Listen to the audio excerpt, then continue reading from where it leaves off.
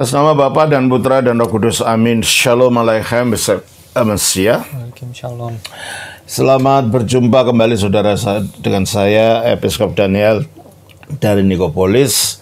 Saya baru saja tiba dari pelayanan kunjungan pengembalaan ke Jawa Tengah, Jawa Timur, Bali dan Kupang kemarin, dan sekarang sudah kembali di Padepokan.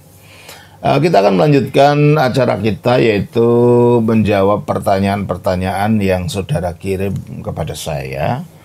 Kali ini ada pertanyaan dari saudara Sylvia Susan dari Salatiga. Demikian pertanyaannya. Kalau darah Yesus tercurah untuk menebus dosa manusia, kenapa manusia masih perlu pengakuan dosa, Romo? Ya.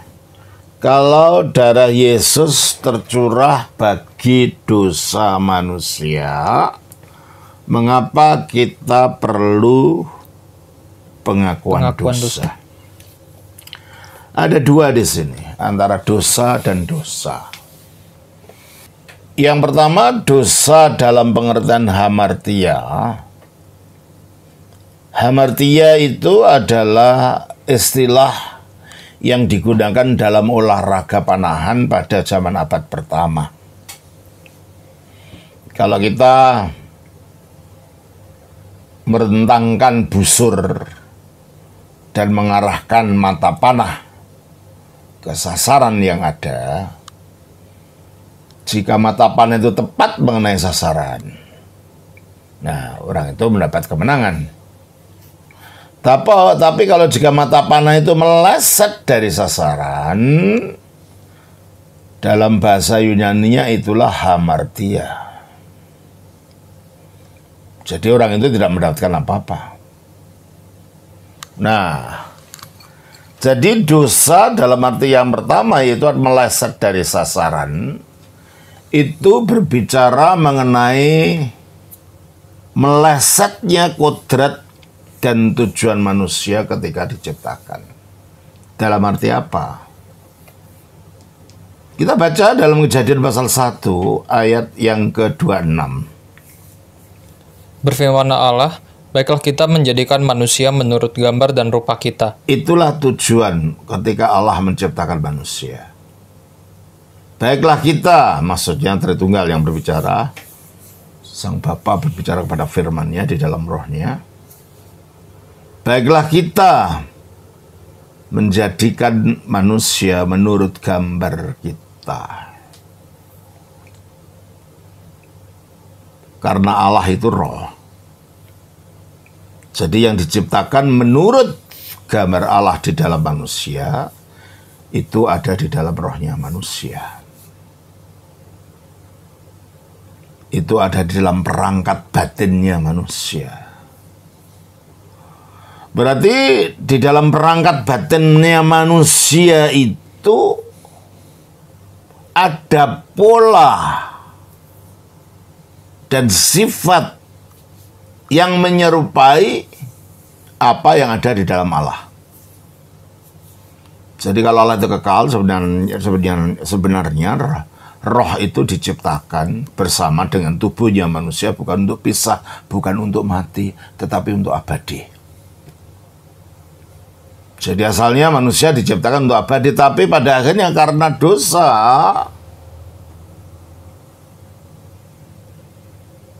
manusia tidak sampai pada sasaran yang diharuskan. Manusia mengalami hamartia. Coba kita baca di dalam Kejadian pasal 2 ayatnya yang ke-17, 16, 17.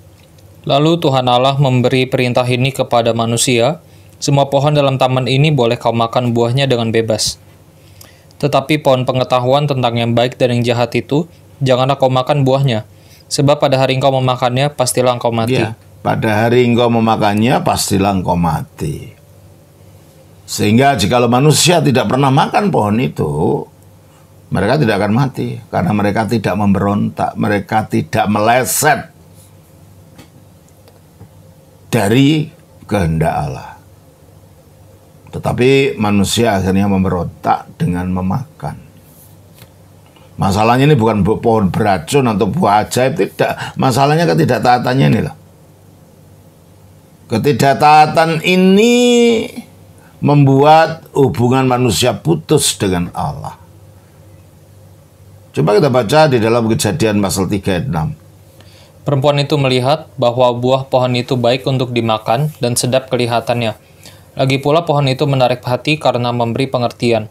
Lalu ia mengambil dari buahnya dan dimakannya dan diberikannya juga kepada suaminya yang bersama-sama dengan dia.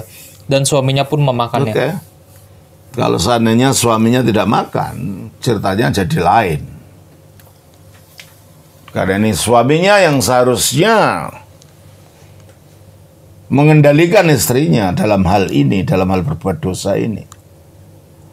Tapi kalau suaminya justru ikut-ikutan dengan istrinya, seharusnya suaminya akan kena dampak yang sama. Dampaknya apa? Kematian. Loh, kok di dalam kisah yang kita baca tadi, si wanita makan, laki-laki juga makan, kok nggak jatuh gedebuk langsung mati? Enggak. Tapi benih kematian sudah masuk. Sebagaimana dikatakan di dalam efek dampak daripada kejatuhan ini adalah di dalam Kejadian 3 ayat 19. Dengan berpeluh engkau akan mencari makananmu, sampai engkau kembali lagi menjadi tanah. Karena dari situlah engkau diambil, sebab engkau debu, dan engkau akan kembali menjadi debu. Tadinya engkau debu, engkau dihembusi dengan nafas Allah. Tujuannya pelan-pelan engkau akan menjadi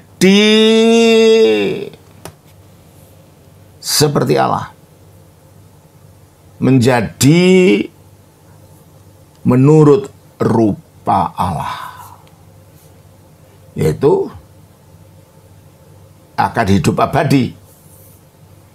Coba kita baca ke dalam Kejadian pasal 2 ayat 7. Ketika itulah Tuhan Allah membentuk manusia itu dari debu tanah dan menghembuskan nafas hidup ke dalam hidungnya.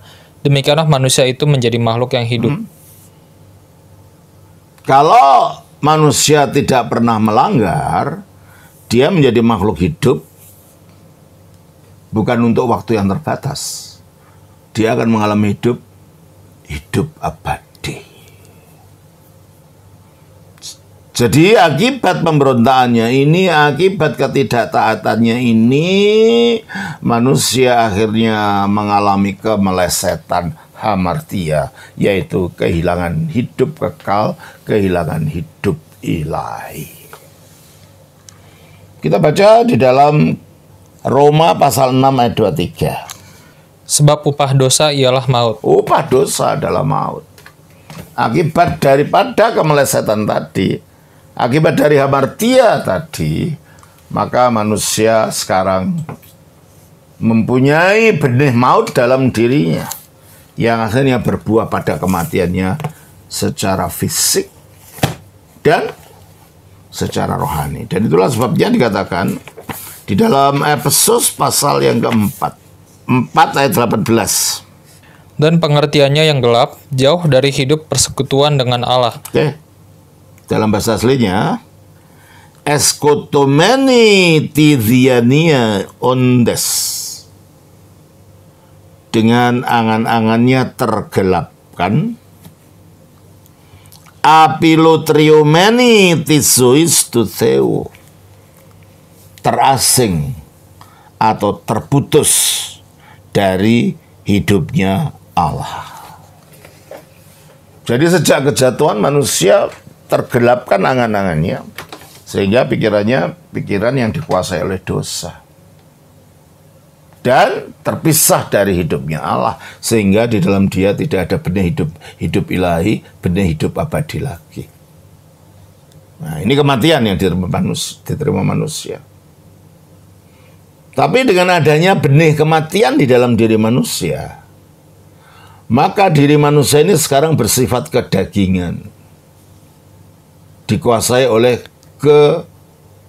kekuatan daging, energinya daging, yang sifatnya adalah memberontak terhadap kehendak Allah karena ingin menuruti isi dagingnya itu sendiri. Kita baca di dalam Roma pasal 8. Ayatnya yang ke-6 dan ke-7. Karena keinginan daging adalah maut. Nah, keinginan daging adalah maut. Nah, keinginan daging ada karena maut ini ada dalam diri kita. Ini saling terkait. Keinginan daging adalah maut, terus Tetapi keinginan roh adalah hidup dan damai sejahtera. seandainya dia tetap dalam keadaan tidak berdosa, dikuasai oleh Roh Kudus dalam dirinya, itu adalah apa? Keinginan roh? Adalah hidup dan damai sejahtera. Dia kita akan hidup kekal, akan memiliki kesejahteraan dari Allah. Terus, Sebab keinginan daging adalah perseteruan terhadap Allah, keinginan daging itu perseteruan dengan Allah. Nah, apa? Kok perseteruan bagaimana? karena ia tidak takluk kepada hukum Allah. Tidak takluk kepada hukum Allah, sebab isinya keinginan daging itu seperti yang dikatakan dalam Galatia 5 ayat 19 sampai 21. Perbuatan daging telah nyata, yaitu percabulan, kecemaran, hawa nafsu, penyembahan berhala, sihir, perseteruan, perselisihan, iri hati, amarah, kepentingan diri sendiri, percidraan, roh pemecah, kedengkian, kemabukan, pesta pora, dan sebagainya. Itulah keinginan daging itu. Nah, kalau yang menguasai manusia adalah keinginan daging ini, ya tentunya bertentangan dengan hukumnya Allah. Memberontak terhadap Allah. Dan itu juga yang dikatakan dalam Kolose. Kolose 1 ayat 19. Karena seluruh kepenuhan Allah berkenan diam di dalam dia. Terus, Dan oleh dialah ia memperdamaikan segala sesuatu dengan dirinya, baik yang ada di bumi maupun yang ada di surga, sesudah ia mengadakan pendamaian oleh darah salib Kristus. ya terus. Juga kamu yang dahulu hidup jauh dari Allah dan yang memusuhinya dalam hati dan pikiran, seperti yang nyata dari perbuatanmu yang jahat. Kamu jauh dari Allah, kamu terputus dari Allah, seperti yang nyata dari Perbuatanmu yang jahat. perbuatanmu yang jahat. Perbuatan jahat itu dari apa? Dari daging tadi. Kuasa daging yang menguasai manusia tadi. Dan inilah dosa-dosa itu. Sehingga akhirnya kita dikuasai oleh dosa ini. Pertama dikuasai oleh kematian, kedua dikuasai oleh dosa ini. Sebagaimana dikatakan di dalam Roma pasal 8 ayatnya yang ke-14. 7 ayat 14. Sebab kita tahu bahwa hukum Taurat adalah rohani, tetapi aku bersifat daging, terjual di bawah kuasa dosa. Karena bersifat daging, akhirnya kita terjual di bawah kuasa dosa, yaitu kehendak daging tadi.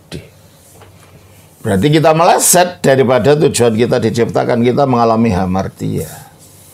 Padahal kalau kita tetap dalam keadaan taat dan tetap berada dalam keadaan seperti yang diciptakan menurut gambar Allah, dan gambar Allah itu adalah Kristus, maka di dalam diri kita tidak ada kejahatan sama sekali.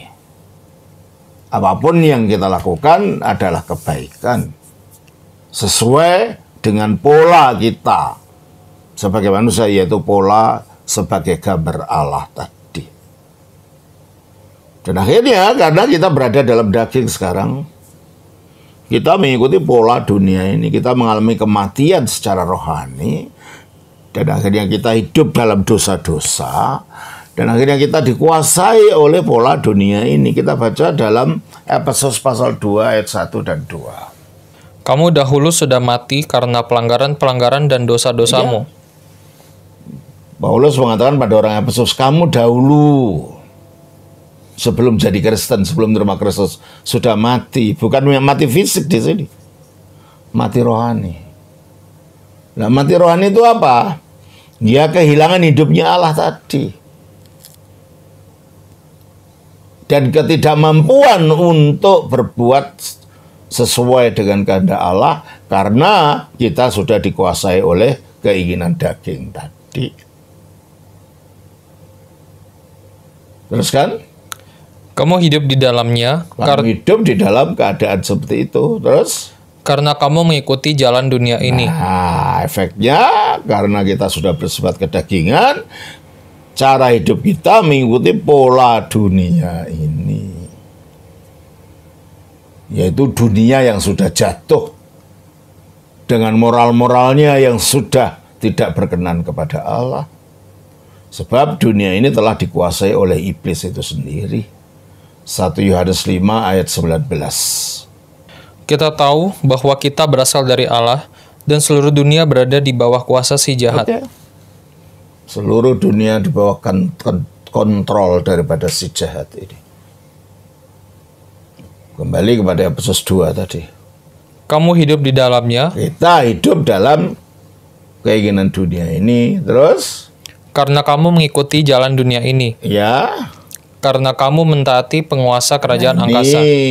Jadi kalau kita mengikut jalan dunia ini, kita mentaati penguasa kerajaan angkasa, yaitu Roh roh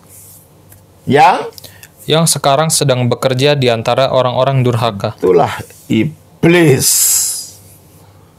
yang memprovokasi manusia untuk berbuat kedurhakaan, kejahatan. Jadi disinilah dosa yang dimaksud yang pertama itu, yaitu hamartia, kemelesetan kodrat.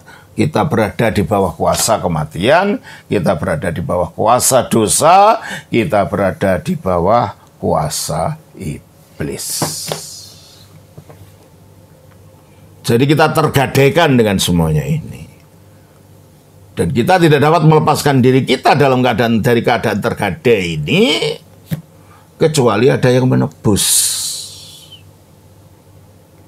Siapa yang dapat menebus?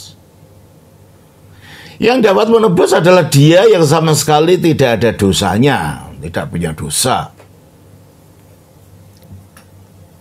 Sebab kalau sesama orang berdosa, gimana bisa menebus dosa? Hanya dia yang tidak mengenal dosa itu yang dapat menebus. 1 Yohanes 3 ayat 5. Dan kamu tahu bahwa ia telah menyatakan dirinya supaya ia menghapus segala dosa, dan di dalam dia tidak ada dosa. Nah, dia dapat menebus kita dari dosa karena dia tidak punya dosa. Mengapa dia tidak punya dosa? Karena meskipun dia manusia sejati tapi bukan manusia biasa. Dia adalah manusia penjelmaan dari firman Allah yang maha kudus itu. Itulah sebabnya dia dapat melepaskan kita dari dosa.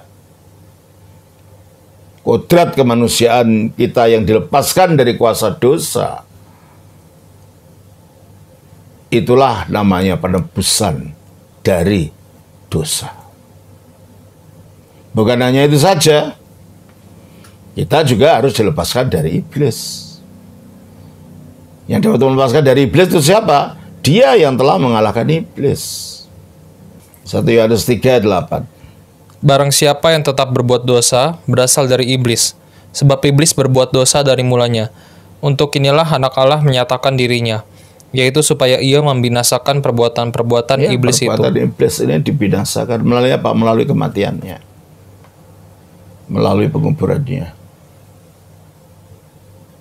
Ibrani 2 ayat 14. Karena anak-anak itu adalah anak-anak dari darah dan daging. Artinya kita manusia ini terdiri dari darah dan daging. Maka ia juga menjadi sama. Iya, firman Allah itu menjadi sama dengan mereka. Dengan manusia. Dia menjadi manusia sejati seperti kita dalam segala hal. Dan mendapat bagian dalam keadaan mereka. Supaya oleh kematiannya. Supaya dia bisa mati. Sebab kalau dia masih wujud roh yang ilahi, ya yang Allah itu tidak bisa mati. Maka dia mengambil kemanusiaan kita dalam inkarnasinya, supaya dia dapat mengalami kematian seperti manusia-manusia yang lain. Nah, terus supaya oleh kematiannya ia memusnahkan dia, yaitu iblis, yang berkuasa atas maut. Nah, supaya oleh kematiannya dia memusnahkan dia, yaitu iblis yang berkuasa atas maut. Maksudnya begini, Kalau iblis itu berkuasa atas maut, berarti setiap orang yang mati itu otomatis akan dicengkeram oleh kuasa iblis ini. Yesus juga mati. Berarti dia dicengkeram dong. Ya, kalau secara kategori begitu, tapi pada akhirnya yang terlihat adalah Yesus bukan mati selama-lamanya. Pada hari ketiga dia bangkit dari kematian itu. Dan yang berkuasa atas maut, yaitu iblis, tidak dapat mencegah Yesus untuk keluar dari kuburan. Tidak dapat menarik Yesus kembali ke dalam kuburan untuk tetap mati. Menunjukkan bahwa si penguasa maut ini tidak dapat memenangkan dirinya dari Yesus, tidak mampu untuk melawan Yesus. Berarti si penguasa maut ini kalah dengan Yesus.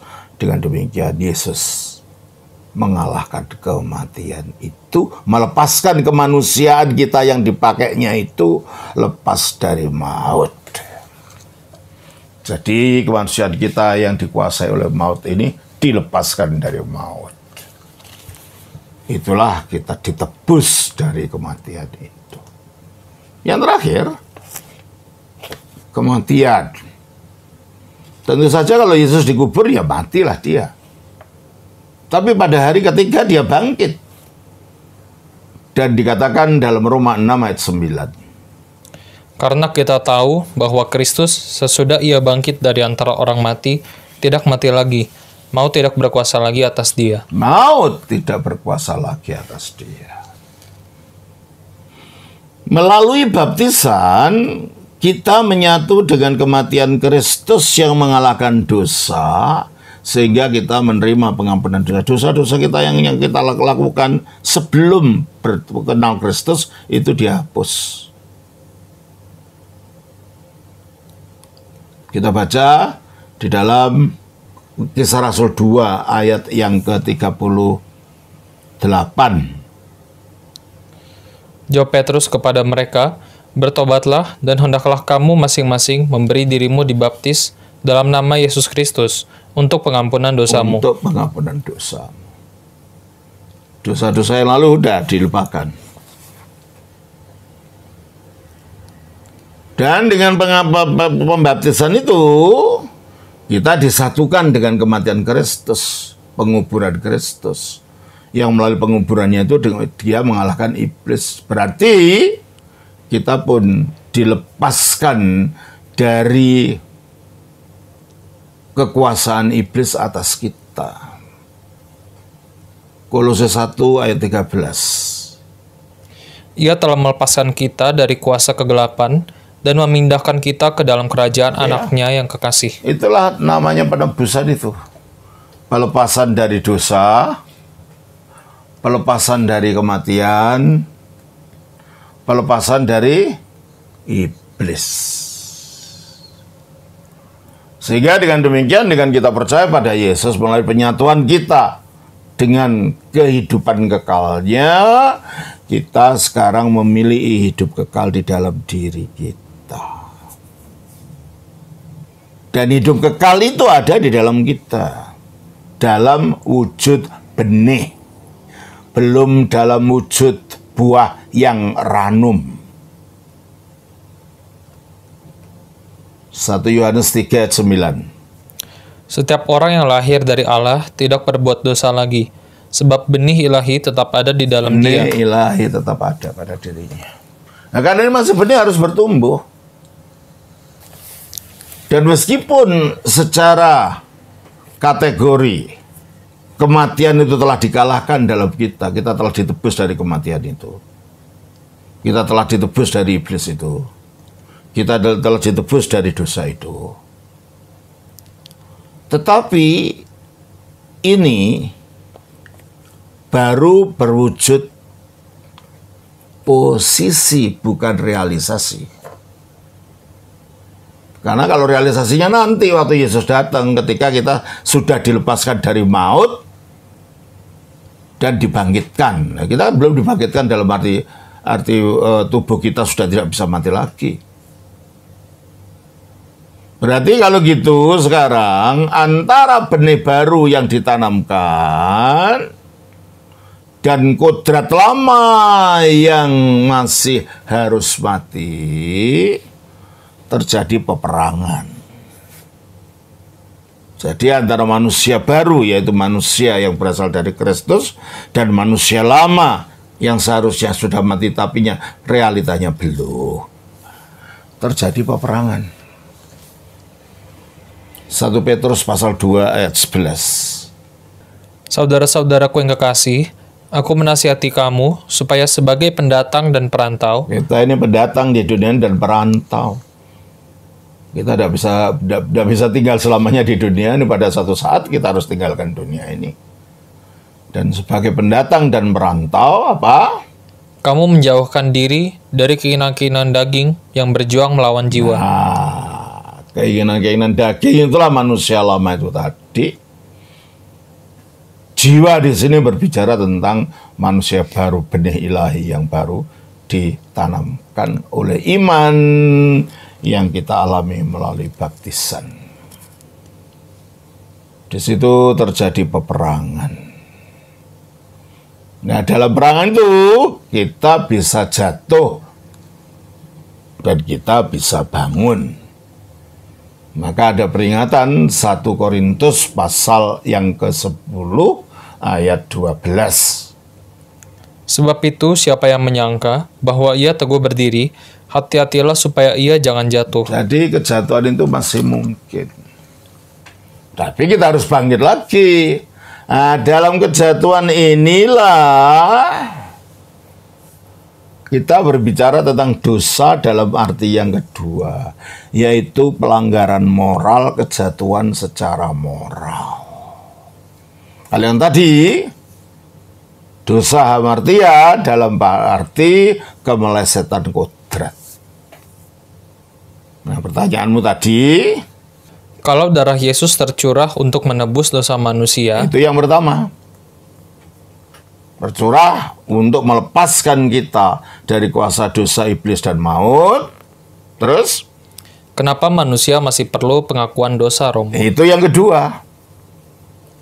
Karena kita masih jatuh dan bangun, sehingga supaya kita mempertahankan kekudusan kita, biar kita kenyatuan dosa kita dengan Kristus, maka kita tetap melakukan pengakuan dosa kita, supaya jiwa kita tidak dikotori. Jelas ya? Jadi pelepasan dari hamartia, pelepasan dari keadaan meleset itu hanya terjadi sekali dan untuk selamanya waktu Yesus disalibkan, mati, dikuburkan, dan dibangkitkan. Tetapi penerapannya kepada kita karena itu masih berwujud benih, bisa jatuh dan bangun. Dan ini kita harus berjuang selama hidup. Ada peperangan terus-menerus antara kita dengan manusia lama itu. Kolose 3:5. Karena itu matikanlah dalam dirimu segala sesuatu yang duniawi. Ya, matikanlah berarti belum total mati loh ya. Secara kategori udah mati karena menyatu dengan kematian Kristus. Tapi dalam realita karena itu masih berwujud benih, kekuatan daging itu belum total mati. Sedang menuju kematian tetapi masih mempunyai kuasa untuk menjatuhkan kita. Maka dikatakan, karena itu matikanlah dalam dirimu segala sesuatu yang duniawi, yaitu percabulan, kenajisan, hawa nafsu, nafsu jahat, dan juga keserakahan, yang sama dengan penyembahan berhala. Jadi masih ada hawa nafsu itu dalam kita. Nah itu kita harus lawan, kita matikan. Dengan jalan apa? Menyalibkannya. Galatia 5:24. Barang siapa menjadi milik Kristus Yesus, ia telah menyalibkan daging dan dengan segala hawa nafsu dan keinginannya. Itu kan? Jadi hawa nafsu dan keinginan masih ada. Kalau kita mengatakan sudah tidak ada sama sekali, kita menghalusinasi diri kita sendiri. Makanya terjadi peperangan terus-menerus selama hidup ini untuk kita mengalahkan kekuatan manusia lama agar manusia baru itu makin bertumbuh, makin bertumbuh, makin bertumbuh, yang berwujud kesucian diri yang makin bertambah-tambah. Itulah sebabnya mengapa masih harus ada pengakuan dosa. Begitu ya, Sylvia.